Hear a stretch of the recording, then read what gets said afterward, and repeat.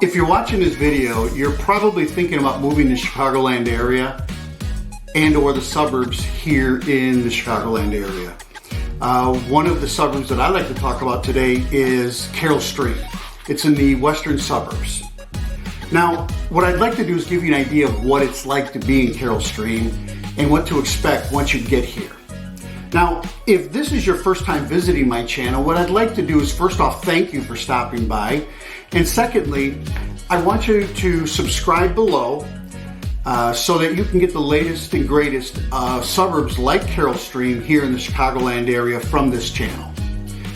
I want you to be the first to learn about the current market here in Chicago, and I'm going to try to be as accurate and as informative as possible.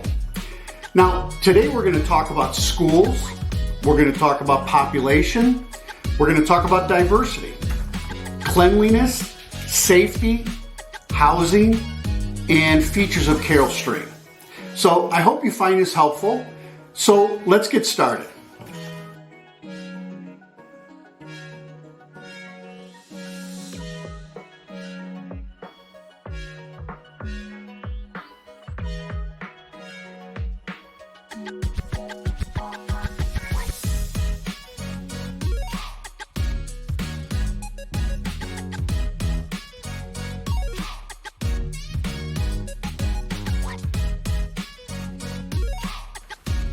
Now, schools.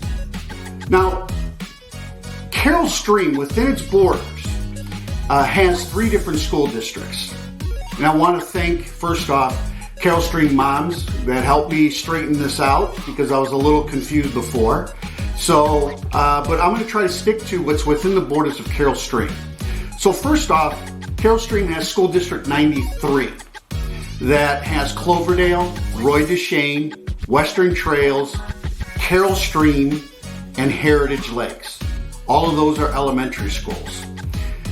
There's also Spring Trail, which is in District U46, and then there's Evergreen, which is in School District 25.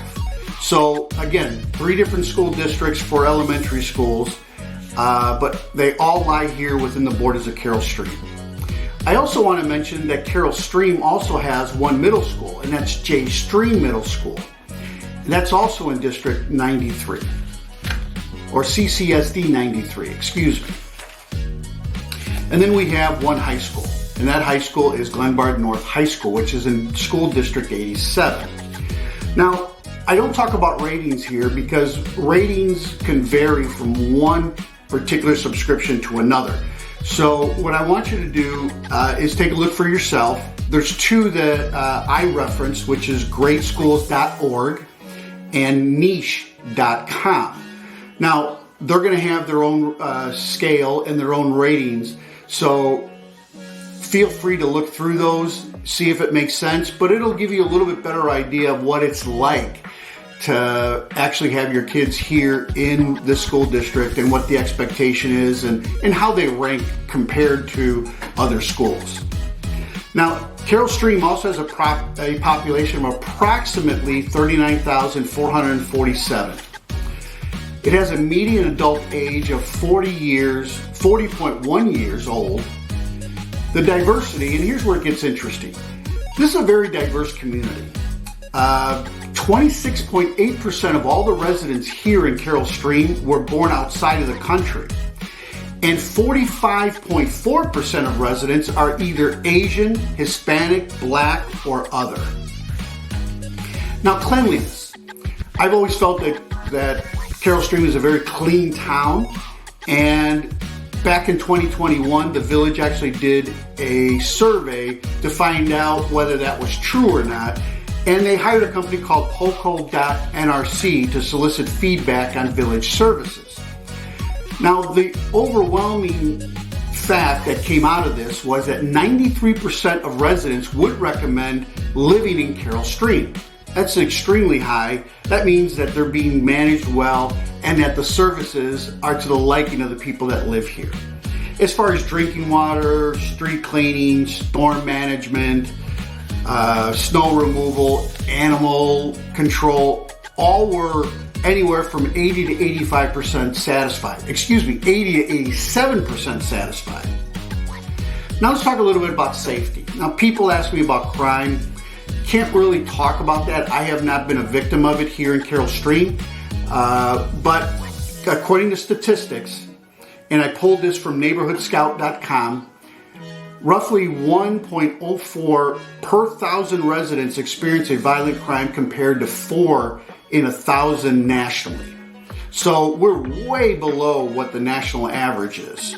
So in my opinion, I consider this to be a very safe area. Now housing, the median housing value is roughly about $247,600. Now this is, again, these are surveys that happened probably before the pandemic, and so the housing value may seem a little low, but the ranges are anywhere from $90,000 for a condo to roughly about $705,000 for a single family home. Now this is based on sold properties that happened in the year 2022. So you have a pretty good mix of properties throughout here in Carol Stream. Now the average is probably somewhere in the neighborhood of about 250 to about 500. The bulk of those are happening here in Carol Stream, and this is based upon closed sales in 2022. Now, one of the interesting things I also found out was that 69.1% of homes are owner-occupied. That's a pretty high percentage.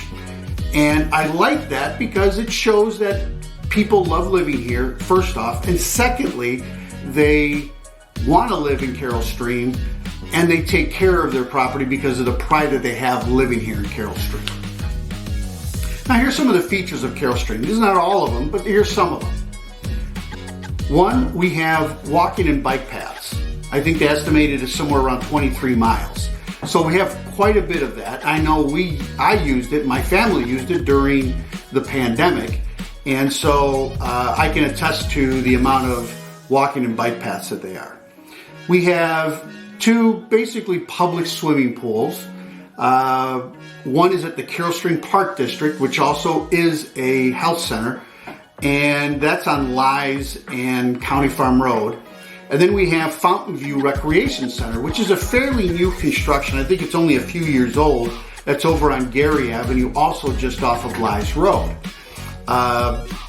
We have 19 different public parks, one of which is a bark park.